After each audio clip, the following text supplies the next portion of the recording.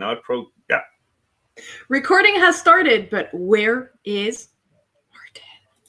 Ta-da! Ta-da! Magic! Yes, I can make myself appear. Isn't that wonderful? And now you will introduce this entire thing. The final version where the two of us are just having one of our wonderful conversations like we always do. And this time we'll probably talk about core web vitals, aren't we? Probably, most likely, absolutely. So, let's get started. Before we get started, you recently, like literally minutes ago, said something that I'm still processing, which is instead of saying this is Sparta, you say this is Mario Kart, which is awesome. Yes. How did that happen? It just makes sense to me. You know, we are old enough to know that this is Sparta. So not everyone has had to deal with this. But I got really annoyed because it doesn't feel that way. It never does. It feels like this is Mario Kart, where banana peels are just going left and right. And you sometimes forget you were this player and you think the winning one is yours. And you're like, no, this is not mine, actually. Yes, these things do. The split screen confusion. That was beautiful. Yes. Why is it not responding to my inputs? Oh, the one turning is on the other corner. Okay, I see. Before we start this, I have to let you know that I had to set up some lights in my house because it's very dark right now. And somehow my partner managed to plug in the YouTuber light to another lamp. I don't know how that's physically possible. And this is Mario Kart. Is there like some sort of quantum entanglement? There, I fixed it. Yeah, there I fixed it. That's it. And just so you know, the lava lamp we just bought almost got the lamp treatment as well. So I'm happy. Almost. Well, I recently got because you mentioned YouTuber light, and I'm like, ooh, yeah, I should eventually install mine. I got one as well. Google sent me one. Oh, that's the cute one. I have the one that looks like yours looks like a pancake. Mine looks like the griddle you would cook the pancake on. I am a pro lighting expert, as you can tell. Oh my! Show off your Google swag. I want to see it. Well, okay. It came in a bazillion pieces apparently, which I was not prepared for. I thought like, oh, it's a light. I just install it and then it'll be fine. But no, it comes with lots of. So this is apparently the light. I don't know, and has some sort of remote that has up, down, on, off, and model. Do you have multiple light options? Like, are you warm? Are you cool? Are you whatever that thing in the middle is called? Regular? I have on, off, up, down, and model. I don't know what any of this, like, I don't know what it means, but, and then there's like this camera 360 remote thing for Android. A tripod. You know that we are doing a get ready with Martin Split. We're not doing core web vitals. We are doing whatever is happening right now here, and that's the one thing that is a constant in our conversations in the real world, if that even exists, if it's not just a simulation. That you never know where we'll end up. We end up in interesting places. Why does this light have two tripods? Is there one that's bigger than the other? That's what she said. Yes, there is. That's what she knew. That's what she knew. But joking aside, I do have a picture of you unboxing your new screen at work, and somehow you ended up with a crown on your head, an inflatable balloon of some sort that is a unicorn donut, and a lot of cellophane, a lot of it. But yes, these things do tend to happen with us. These things do tend to happen. I think the balloon was because it was after my birthday, if I remember correctly, and I kept the balloon around in the office. Oh, you remember the good old days when there was an office to go to? Bananas. You know what? I like my office, though, because the pandemic has made me upgrade to a beautiful new chair that is really, really nice. And then I had to move houses, and I am on a creaky wooden chair. Oh, shit. I have gained and I have lost. So, for a short, beautiful moment. oh, it was amazing for a short, beautiful, tax-deductible moment. So, those moments are the best moments. All right. I have to ask you while you're getting ready. Yes. I'm catching you off guard. Yes. What's the page experience in Google's eyes? Dun, dun, dun, dun, dun, dun, dun, dun, dun, dun, dun, dun, dun. So the page experience, I wonder if there's like a copyright claim on that song because I think it's a Disney melody. You are going to get us demonetized, even though we're not monetized. Probably we're not monetized, but yet we might get demonetized. We might have to pay people. Yeah. I don't know how any of that works, but it'll probably happen. So page speed, from our perspective, from Google's perspective, is the initiative to reward fast sites in terms of search. So what we have done in the past is we have launched AMP, for instance, which gave you, if you would be or if you would have a valid AMP site, we would be reasonably sure that the site's experience is fast. Reasonably sure, meaning you can still do things that are flying under the radar and we wouldn't catch, that would make the site slow. So there are ways of making AMP sites slow and still compliant, but the goal of that was to basically try to not have that situation happen. But limiting you to one specific implementation detail, which is using AMP, is not beneficial for the web. And we want to kind of factor in that if you are searching for something, you want an answer quickly and pleasantly. And user experience is much broader than just page speed. But page speed has been a ranking factor in the past. It hasn't been quite transparently communicated how exactly we would measure that. So we thought when the Chrome team came up with the Core Web Vital idea, which is an evolutionary approach to measuring speed of a page through three metrics at the current time, might be changing, might be more metrics, might be less metrics, might be different metrics in the future, but like they would change roughly in a yearly cadence. So once a year, we would potentially refresh the definition of the Core Web Vitals, but we would use our current understanding of what of measurable page performance looks like. I have to stop you. I have to ask you. It's on everybody's mind. When is the next review? That's a good question. I don't know, and I don't have anything to communicate at this point. I would assume that we would see some updates around I/O, which is in May. But that's a question for the Chrome team, really, rather than me. So let me bring it back to real world experience. Yeah. Ultimately, what we suffered through was a case of malicious compliance. Let me explain. You go to a developer and go, the site is slow. We notice that sales are down. We have a lot of people complaining. And the answer is, but it's not. Look. It works on my machine. And God. It fixes everything, except that it doesn't, of course. So we're emerging out of this conversation. And ultimately, what I'm hearing you say is, hey, it's not going to get better. You don't have to get smarter at passing Core Web Vitals. You have to get better at providing a good page experience. And this seems to be the hardest thing to communicate to human beings, because the biggest question that I get and the biggest question that pops up in Google itself regarding this is, how do I pass it? It's not a rite of passage. It's basic hygiene.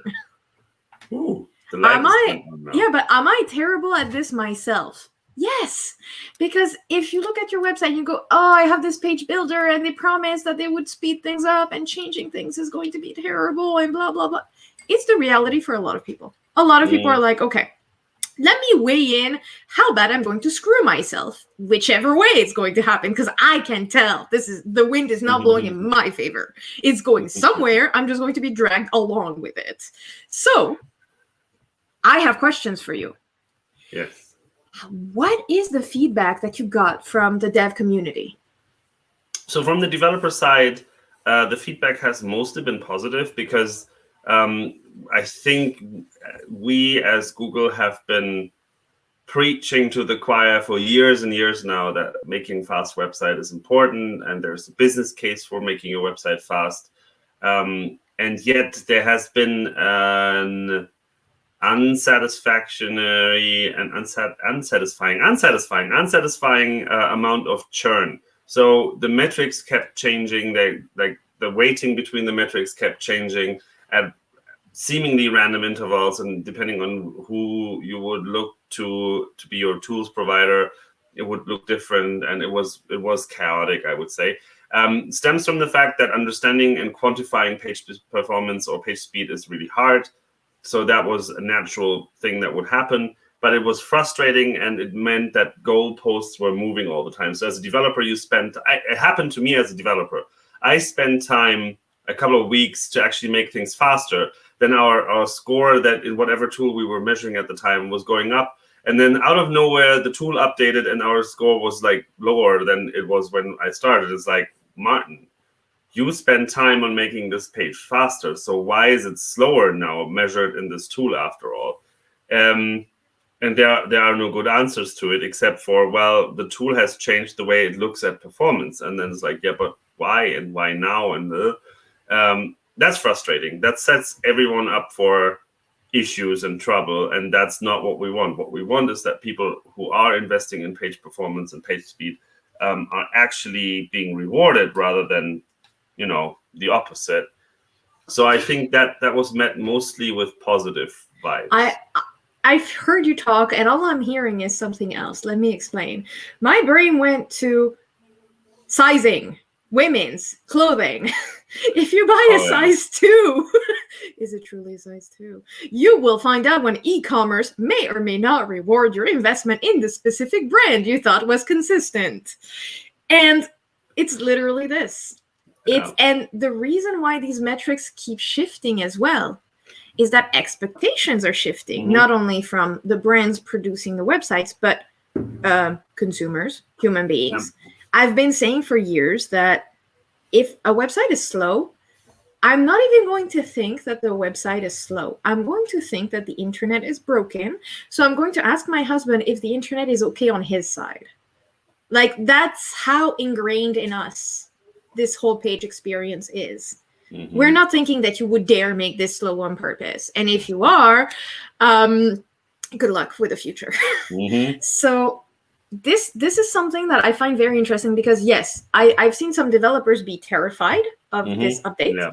I've seen some of them be curious until they start auditing and they're like, no, I'm not handling this. Like, this is somebody else's baby project. I'm not quitting my job, but I'm going to put this in the balance and consider this, because there's some levels, like in some companies. Mm-hmm. And I've seen some of them get super excited because they see an opportunity to provide new services, and it works well. But you know what the problem is with this? Let me put it out there. I have a friend of mine who specialized in this. He's been doing this for years. Mm-hmm. I should probably name drop him at some point. But French guy, really nice, works super well. If you need a performance audit, call him. Ask me on Twitter. So he can't get people to understand. He brings the money. Like, he fixes the stuff. But people forget. Literally, they forget. So you end up in situations where you fix the thing, and then people forget that you fixed the thing and still want to blame you for other things, even though you made them millions. So he's getting very annoyed with this. It's been a few years, and the people who pay him the most are SEO agencies trying to understand this because the client has complained about this. Okay, great. So now let's move on to the SEOs who are paying the developers to understand this better. What has the reception been? Do you think that, for example, technical folks took to it, I think, but what about the people more on the content side? The people that may be not always in the code? How has the reception been?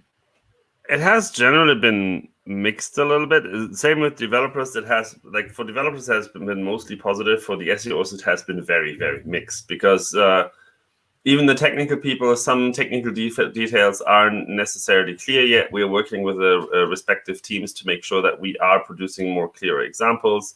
The timeline isn't fully settled yet, so May has been the announcement, but we might have to push that back a little bit to make sure that we have all our I's dotted and T's crossed. The resonance with SEOs where it hasn't been positive has mostly been like, oh my god, are we going to like lose everything? Do we have to switch our entire technical stack? To which I say generally I would doubt that. I would be very surprised if if it has the impact that you think it will have. It can have impact on some sites. It doesn't necessarily will always end up with, wow, my hair is like really Corona mode fully on my. It won't have that much of an impact. Mine never takes off. It just never wants to. Like, it's okay, nice. My hair's like all over the place. For some, it's scary, and they are worried that it's going to become the number one important thing, which it will not, because an empty page is really fast, but it doesn't answer any questions. So, let me stop you right there. I have an amazing example of a website that most likely would pass Core Web Vitals. Okay. I'm not sure, but let's test it out. This is I'm going on a lark. Can you share your screen? We're going on an adventure. Going out on the lark. Hold on. Yes, I shall do that. I'll open a guest mode window though, so that we're not having. I promise that I'm only introducing you to a very nice lady. She used to be a nun, okay? This really does not sell what you're trying to sell here, but I'll go with it. I'm telling you that a famous nun in Canada probably passes Core Web Vitals. Is this good marketing for you? That sounds fantastic, yes. So we're looking for Rosalie, but Rosalie in French, so it's an IE at the end, of course. So this. So, yes, and then space, and then we're looking for Cadron. Her last name was Cadron. Cadron. Yes, all right. So Rosalie Cadron. I agree. Yes. So I would like you to go on her website. She has a museum. And her museum is called the Maison Rosalie Cadron. So there we go. I'm excited. I can't wait. There we go. Ta-da! I'll leave it in French for. Let's test it out. Let's test it out. Let's see if it passes. The reason why I'm saying this is I noticed something very unusual. A lot of very, very old websites fare really well. And one of the reasons why, my theory is, they're not bloated with JavaScript. They're not bloated with anything. They're just bare bones. Some of them still run on Flash. Well, no, the bits don't run anymore, but... Yeah, Flash would be an issue, but as long as they run on HTML, CSS, and maybe sprinkle JavaScript, and not like JavaScript being the main driver, they are probably fine. Oh, that looks interesting. I love auditing these websites because I'm always surprised. So ta-da! It's not that bad for a website that hasn't been upgraded in 10 or 15 years. No, that's pretty good. First one for Paint, yeah. It's something I noticed. One of the problems that we have, and one of the reasons why the goalpost keeps moving, is that we keep piling crap onto our websites. And nobody ever talks about this. If you want to have fun, go on Google Maps and choose any random spot in Quebec and look for restaurant websites. That's usually what I do when I go on vacation. And I find some gems in there. I mean, it's archaeology. I mean, spacejam.com died, but I have a few contenders for this spot. So let's go to not Montreal. No. Let me take. This? Okay. Oh my God. Yes, we are doing this. I am taking you to the hot dog stand. I don't know if you remember, but before I moved, I showed you a restaurant where the menu is the food items in the menu switch around in the menu in like old school tables or something. It was pretty amazing. Let's find it back. So go to Google Maps and let's test the hot dog website. I'm very curious. So currently, and I should not be disclosing this, but I am near Saint Pascal. No, Saint Pascal. We have more tractors than people, and it's awesome. So it's in Quebec, yes. And what you want to look for, if I remember correctly, Saint Pascal, okay, great. and put a space, or search for the Casse-Croûte 42. So CASSE. CASSE. And then space, Croûte. CROUTE. I'm sure you didn't think it was spelled that way. And then 40. Jeanette. No, put 42, I think. I think it's one of those. Celine. Press enter. Let's see if it shows up. I'm going to do the search on my own as well. It's they have weird names like this. So. La Mousse-Bouche. Casse-Croûte. Maybe it's a Casse-Croûte chez Ginette. That sounds like saying there's no polite way of going about this. It's a very, very old name, and it's the equivalent of the previous generation's Karen. So let's open it. Oh, that doesn't seem to be it, but let's try it anyway. Take me to the website. I'm hoping that it's the one. No, it's too modern, Martin. It's obviously too modern. Too modern. Okay. So let me look for it. I have so many websites everywhere I go. In Sweden, they have a few. In Norway, oh my God, the restaurant websites in Norway are amazing. So this is something that I did notice. The older the website, the easier it is actually to fix up. But at this point, what do you want to do? You want to make it nicer. You want to put video. You want to upgrade it. And then you run into that problem. So it's a very strange paradox. Yes, I know your plan B. Like Plan B. If you name but if you name your restaurant Plan B, would I want to go? I want you to be Plan A in that case. I'm sorry.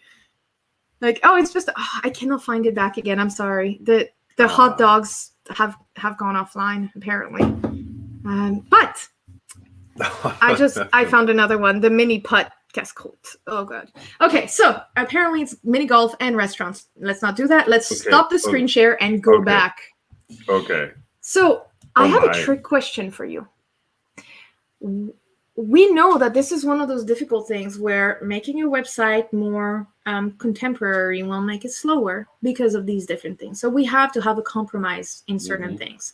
And I looked for some questions about Core Web Vitals, and I noticed that there's two levels. Oh my God! And nothing else. It's just technical questions. It's just, how do I do this? And then you're like, there's no mezzo. There's no in between. People either don't know, or they know too much, and they're in a ball, like fetal position, crying.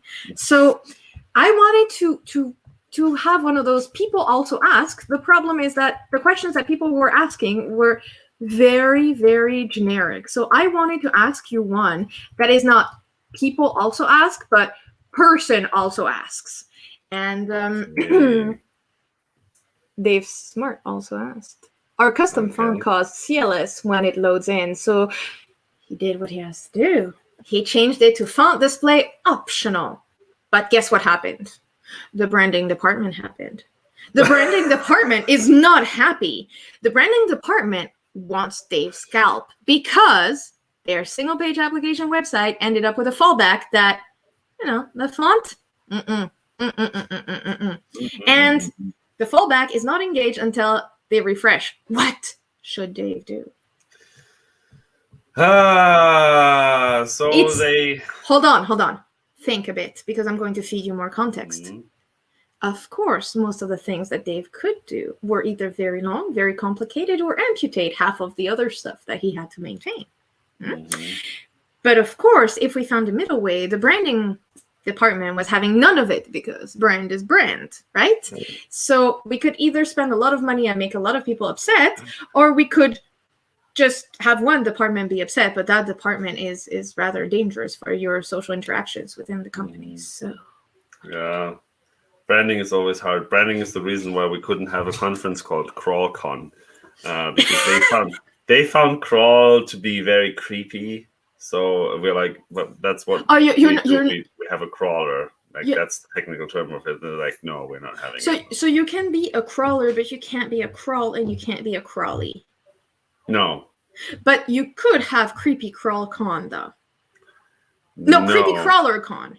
Maybe I should have tried. I should have tried to get brand creepy crawly con.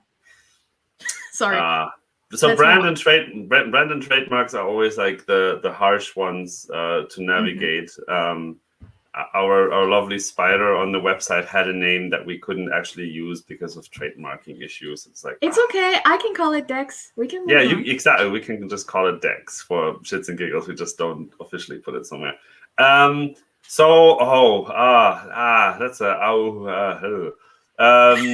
that's a GIF. That's an animated GIF right there. That's a Martin Split reacts. But yes, it's a really tricky one. And whose side would you be on? I'm not asking you as Google. I'm asking you as Martin Split, a person who codes. Yes, the developer side, because the developer understands what the web is about, and branding in this case does not.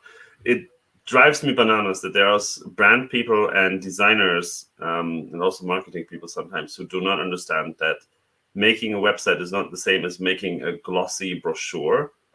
In print design, you can very specifically say, I need it to be this space and I need it to have this many pixels here and this many pixels there. Guess what, people? If I'm on my phone, I have different number of pixels this way than I have this way. And it depends on how I'm using my phone. And what if I'm using my laptop? What if I'm using a tablet? What if I'm using an e-ink display that can somehow display web content, but only black and white? It doesn't work that way. Fashion moment. Go explain plus sizes to fashion companies. Like, most of the women out there wear plus size, but you still want me to fit into two. I mean, I can, but there's lots of bits that are going to hang out. No. And this is a very strong parallel, I think. Yeah, I think so. And it's you have to put your content somewhere. Your content should be as fluid as possible. And I think you can build contemporary fun websites and sacrifice some bits and pieces like branding and fonts for some reasonable defaults. So I would try to argue with brand that whatever it is that they want as a fallback can be done with a serif or a sans serif font that is probably more widespread, and then we can have a preload link in the head that can try to fetch the font file as quickly as possible so that most people will see it on the first try, other people will see it on the second try. So ultimately what I'm hearing is that it's the branding department's responsibility to account for these cases and provide an acceptable fallback that the developer can implement. I do think so. I do think so. If a car manufacturer would say like, oh, but the sound design is fantastic when you're driving 150 and you just can't drive less than 100 kilometers per hour, then someone would say like, well, I need, like, okay, on a highway, that's probably fine, but I need to get to the highway first. So people are driving slower and they're like, yeah, we don't really, the brand is all about the experience at 100 kilometers plus. And it's like, great. So ultimately, if I'm summarizing, if I want to officially help Dave. Mm-hmm. So he also told me he didn't want to encroach on this platform because, we can find Dave on another platform. So let's use this time to promote your other interventions on the web. What do you do? Who do you talk to? Martin. Can you repeat the question? I'm not sure if I'm following the interventions on the web. Are there other SEOs that you talk to? Are there other developers that you talk to that we should know about? There's lots of lovely, lovely people out there. Top three. Go. Not top three. Random three. Random three. First in the brain. If I say unicorn. Stephanie Walter is a fantastic designer who understands how the web works. That works. What? Dave Smart. Really smart. The name is programmed. EV charging stations. Go. What? I said random three, right? Random three. I don't want to be accused of you picking favorites, so I'm trying to make it as hard as possible. No, there's like lots of very smart, lovely people out there who are great, who are fantastic. It's always worthwhile to check out who is doing things on the Webmaster Forum, for instance, who joins the JavaScript SEO office hours, who is in the Twitch streams. These people are usually following my work and are usually also a little more hands deep into interesting things and bits and pieces. Ashley Berman-Hale, Christina Azarenko, Arij Abu Bali, if I remember correctly. I'm so bad with names and faces. Michael King does cool stuff. Yeah, lots of Hey, fantastic people. special shout out, Arish, for the speaker fees article. Like, let's talk about it. Thank you very much.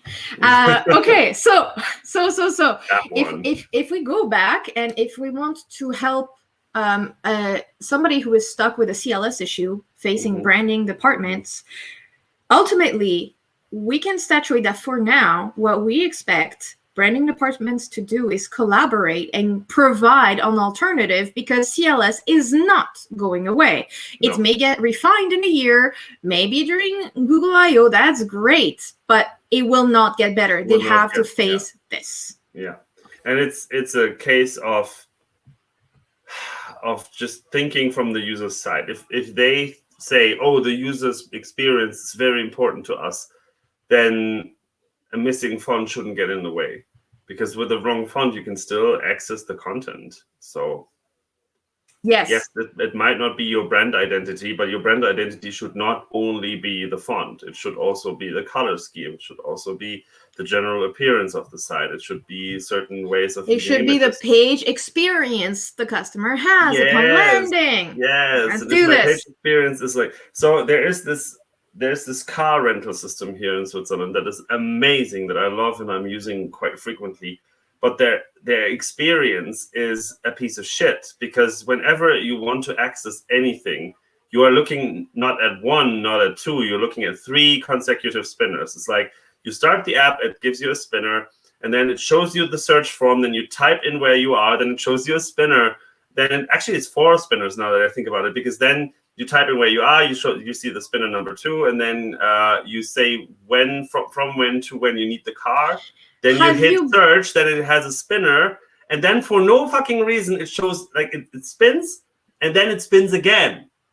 So and then it shows the results. Why are you trying to rent a car from a spinner store? That's a good question. I keep asking myself that exact question, yes. And this is something that is bad. Like, I don't understand how this is negligible. I really don't. But I do have a tip, though, regarding this. One thing that people don't talk about is that everybody is freaking out about Core Web Vitals per page. But we agree that most websites, it's not Michelangelo that came up in here. It's templates, okay? We reuse templates. It's not a unique experience per page. So how about we try to pinpoint the issues per template type instead of per page to figure this out? Why am I giving this type of advice? Well, number 1 makes sense. Number 2, save money. Number 3, save sanity. Okay, great. But ultimately, there's been a bit, it's not a rumor, it's just something important that most people don't consider. So you quoted Christina. Well, I have a screenshot of one of her tweets saying, Google says your slow URLs potentially can impact ranking of other URLs on your site. So can you elaborate on this? Give us the too long didn't read version of that tweet. As far as I'm aware, I wasn't involved in that conversation, but as I said, some of the details aren't nailed down in terms of how the Core Web Vitals will work exactly for the page experience update. But as far as I'm aware, we are looking at basically like origin buckets. So we are seeing a collection of metrics for an origin. So in that case, for example, example.com. And we might not have enough data for one of the pages, but we have data for lots of other pages. Then we can potentially draw conclusions for what we could expect on this additional page, right? If pretty much all of your pages, if you have 1,000 pages and all of these 1,000 pages are really, really bad in terms of CLS, why would this one page be the big difference? I fully agree. And it ties into something else, something that I don't feel like people talk about it enough.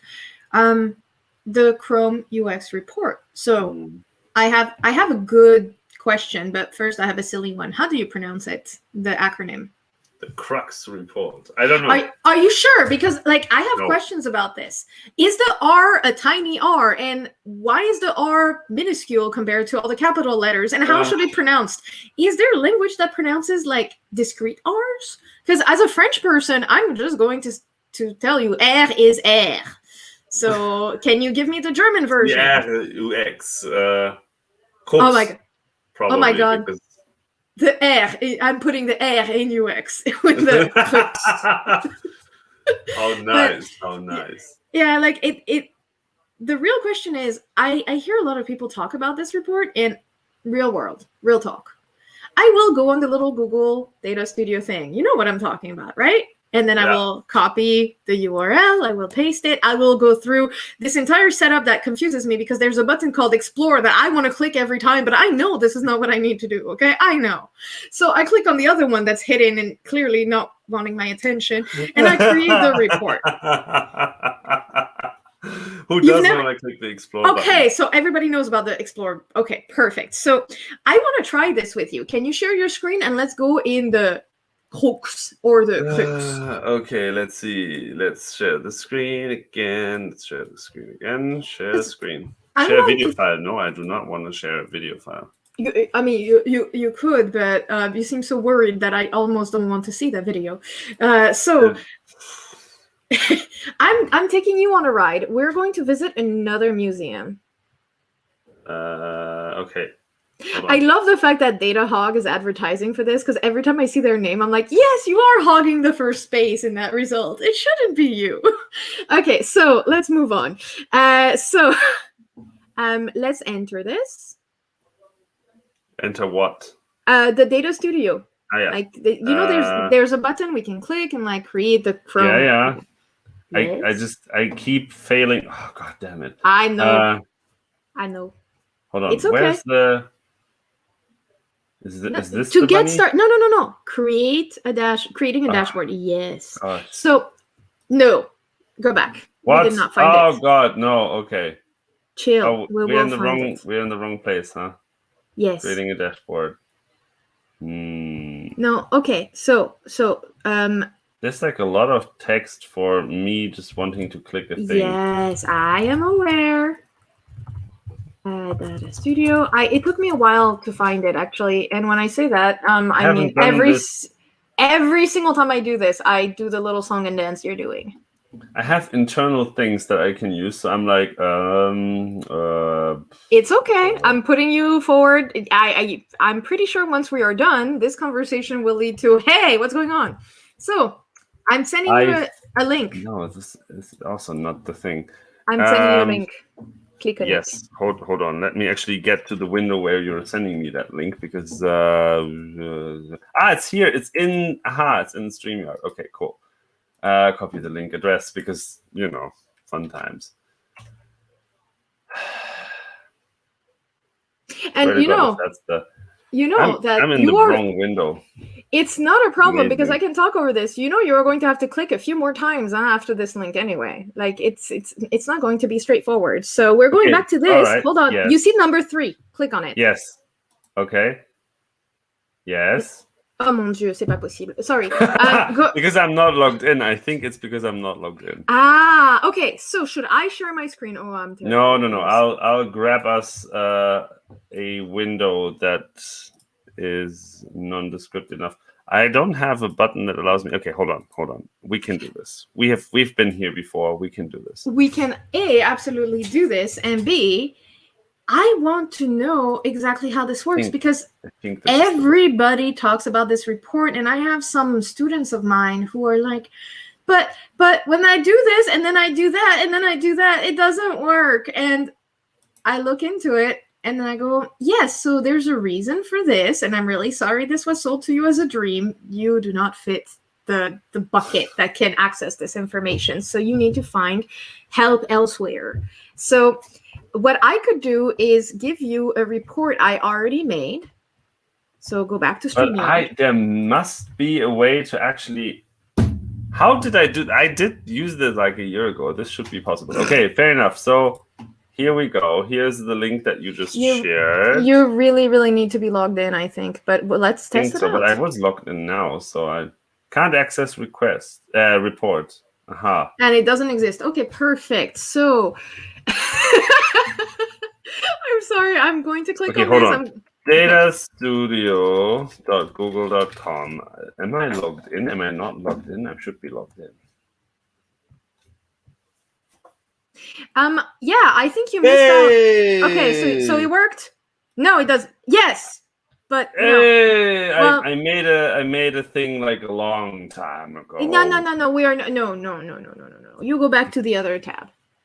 Fine. Okay, so you go down, yes, and you go all the way down, and you click that link. That's the one people want. Hold on, The this G one? code, yes. Click on it. We're going to make it. Data sources create. There we go. That sounds like a plan. Yes. So now I want you to look for a new museum with the time we have left. Come on. Hold on. I have to authorize first. Oh yes. Oh my apologies. Go. That's what you gotta do. So I clicked on authorize. I have yes, I already did. Why do I have to do this twice? Oh no, okay, aha. No. I love that. Like, thinking, no, you shall not pass. Why? Oh, now it's actually asking me to allow anything. Beforehand, it just disappeared. Okay, so this is promising. No, it's not. It's just another spinner. You seem to collect them. Yeah, but look, yes. There we go. So, can you look for another museum, please? Yes. This one is le musée, so musée du fjord. And then fjord. You like a fjord. Like fjord, not like a French fjord, but yes. Like that. So you have to know that in Quebec we have fjords. It's not necessarily something people know, but it is a thing. So this museum that you're going to see is one of the reasons why I know that a lot of animals glow in the dark. They are very unique because they allow you to meet marine animals. That's their exhibit. It's all outside. That sounds awesome. I know. So let's test them out. Let's test them out. Let's create. Yes, connect it. Ooh. I'm looking out for the explore button personally. Do you see it? Like I want to click explore. Like, this is the thing. Our brain thinks that explore is the right way to go because usually you cancel on the left and you authorize on the right. And here to create the report, you have to go in the cancel space. Sorry, but I'm just taking this moment to break apart this. This is beautiful. I love it. I don't want to click. What does actually happen if I click explore? Bad things. Oh, useless things. Wait, no, wait. You can temporarily explore. What are you exploring? The Musée du Fjord. Okay, let's not explore. Let's go back. I regret this. Let's go to the report. Add to report. Yes, we want to add to the report. Yeah. Be patient. Sure. No. How is it that you managed to cock this up by doing exactly everything you were required to do? Welcome to my life. Yes, this usually happens to me. I'm so proud that it's not me. So yeah, that's amazing. I love it. I think it's a very useful report.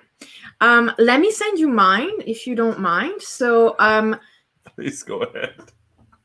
I'm just I love it. No, this is awesome. This is so helpful. I cannot share this with your regular email. I'm going to share this with the Google email. And okay. In which case, I shall switch windows. I apologize for this. No, this is fine. This is fun.